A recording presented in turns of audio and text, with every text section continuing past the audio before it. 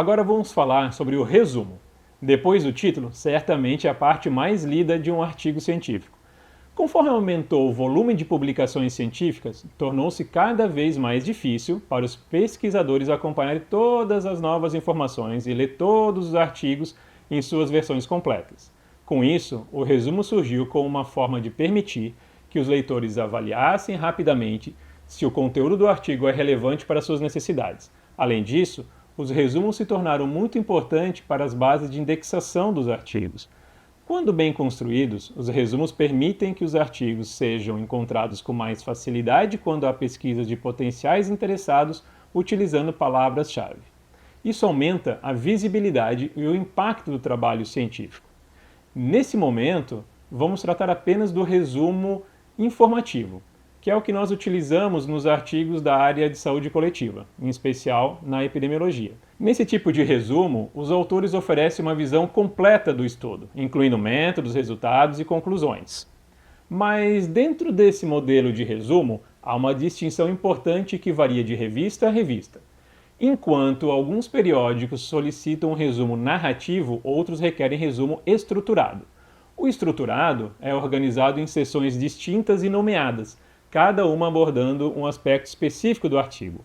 Geralmente ele tem as seções de objetivo, métodos, resultados e conclusão. Algumas revistas incluem também a seção de introdução ou de background. Vejamos um exemplo de resumo estruturado. Perceba que no artigo Duração do sono, insônia e desempenho cognitivo na coorte ELSA Brasil, um estudo transversal, publicado na Revista Brasileira de Epidemiologia, há seções bem definidas, objetivo, métodos, resultados e também a conclusão. Já no resumo narrativo, o texto é redigido em um parágrafo único, sem subseções específicas no texto, em que pese elas existirem. Por exemplo, você não identificará com uma palavra métodos, resultados, quando for descrever os métodos e os resultados do artigo. No entanto, logicamente, precisará apresentar essas informações. Veja nesse exemplo. O artigo Desigualdades Sociais e Indicadores de Uso de Serviços de Saúde por Adolescentes de Campinas, São Paulo, Brasil, foi publicado nos Cadernos de Saúde Pública. E perceba que o texto do resumo não está separado em seções.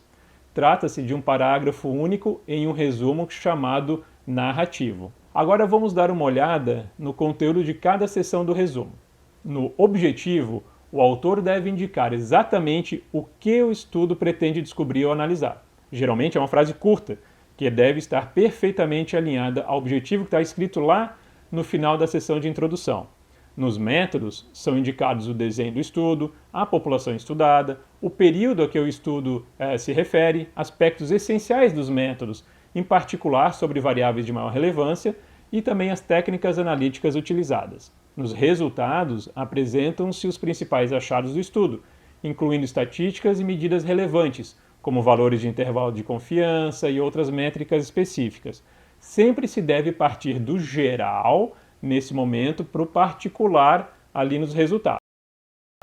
A conclusão responde de maneira muito objetiva, muito direta ao objetivo colocado lá no início do resumo. Então, no resumo não tem espaço para apresentar as contribuições do estudo, implicações para a pesquisa, para políticas, etc. Guarde isso lá para o corpo do artigo.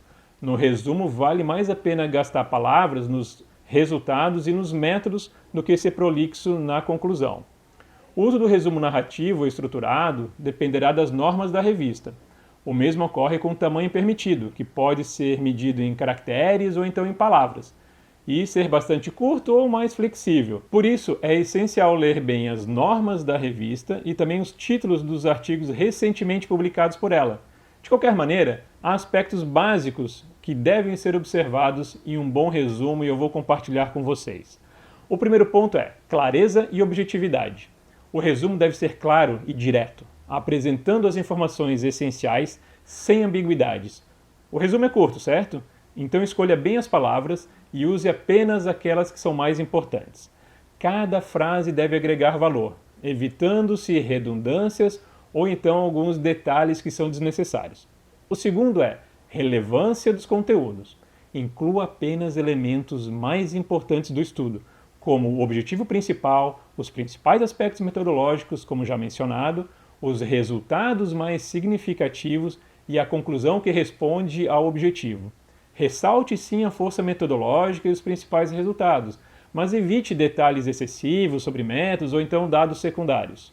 De qualquer maneira, sugiro gastar mais palavras nessas duas sessões, como comentei antes, métodos e resultados, e menos nos objetivos e conclusão.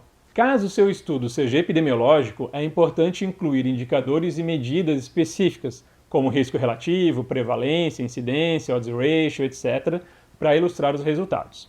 Tá? Além desses dois pontos, não se esqueça que o autor deve primar pela precisão. As informações apresentadas no resumo devem refletir com precisão o conteúdo do artigo completo. Isso inclui objetivo, resultados quantitativos e também as conclusões. Agora mais duas dicas. Escreva o resumo por último.